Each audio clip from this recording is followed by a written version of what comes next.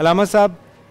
مسجد سے مسلمان کا تعلق جی، کیا بیان فرمائیں گے؟ اعوذ باللہ من الشیطان الرجیم، بسم اللہ الرحمن الرحیم۔ بہت خوبصورت موضوع اور ایک ایسا عالمگیر موضوع ہے یہ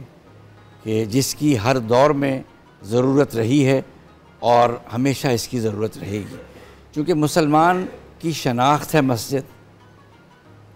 یہ آئیڈینٹی ہے مسلمان کی، اور یہ آج نہیں ہے، یہ ہمیشہ سے مسلمانوں کی آئیڈینٹی ہے کہ مسلمان، دیکھیے کسی کے ماتھے پہ یہ چیز ایمبوس نہیں ہوئی کہ یہ کس دین سے اور کس مذہب سے تعلق رکھتا ہے، یہ اس کا انداز عبادت بتاتا ہے کہ یہ کس دین سے تعلق رکھتا ہے۔ اگر آپ کچھ دن تک مجھے مندر میں جاتے ہوئے دیکھیں گے تو آپ کا تاثر کچھ اور ہوگا، کچھ دن تک مجھے آپ گرجے میں جاتے دیکھیں گے آپ کا تاثر کچھ اور ہوگا، لیکن جب آپ مجھے مسجد میں جاتے دیکھیں گے تو یقیناً آپ کو یہ یقین آ جائے گا کہ یہ مسلمان ہیں۔ تو اس کا معنی یہ ہے کہ فرد کی شناخت ہے اس کی عبادت گاہ۔ تو اسی طرح مسجد ہمیشہ سے اسلام میں مرکزی حیثیت رہی ہے اور ہماری عبادت گاہ جو ہے وہ ہماری شناخت رہی ہے، اور مسلمان کا تعلق مسجد کے ساتھ گہرا تھا، گہرا ہے اور گہرا رہنا چاہیے، بے شک، چونکہ اس کے بغیر کچھ نہیں۔ مسجد دیکھیں،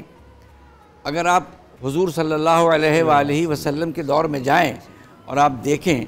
کہ ایک مسجد ہے جس کا نام ہے، اور بلکہ اس سے پہلے میں یہ عرض کرنا چاہوں گا آپ کی خدمت میں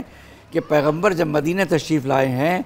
تو سب سے پہلے جس عمارت کی بنیاد رکھی ہے وہ مسجد ہی تھی، سبحان اللہ، جسے مسجد قباء کے نام سے، بے شک، اور جس کی بنیاد کے لیے قرآن نے یہ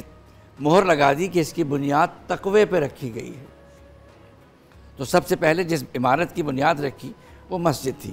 اس کے بعد مسجد نبوی بنی، اور اب ایک مسجد نبوی ہے جو کانفرنس روم بھی ہے، ریٹائرنگ روم بھی ہے، اور کیبنٹ روم بھی ہے، اور کورٹ روم بھی ہے، اور عبادت گاہ بھی ہے۔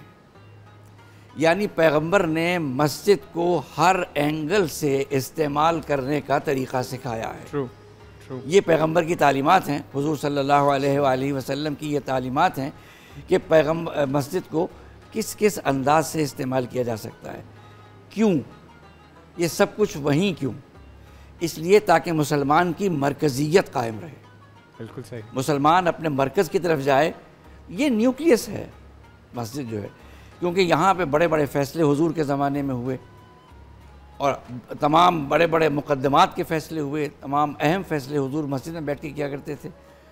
آپ کے ذہن میں یقیناً یہ بات ہوگی کہ نصارہ نجران کا وفد جب رسول سے ملنے کے لیے آیا اور مباہلے سے پہلے جو مناظرہ ہوا وہ بھی مسجد میں ہوا، جی، تو اس لیے پیغمبر نے مسجد کو بڑا براڈ اسپیکٹرم، ہم نے اس کو عبادت گاہ میں رکھ دیا کہ ہم اس کی نماز آ کے نماز پڑھیں، نہیں، مسجد تو ہماری شناخت ہے۔ اور دیکھیے سب سے بڑی اس سے اور زیادہ اہم بات ہے کہ اگر ہم اس کو معاشرتی اینگل سے دیکھیں، سوشل اینگل سے اگر ہم اس کو دیکھتے ہیں تو مسجد میں ہر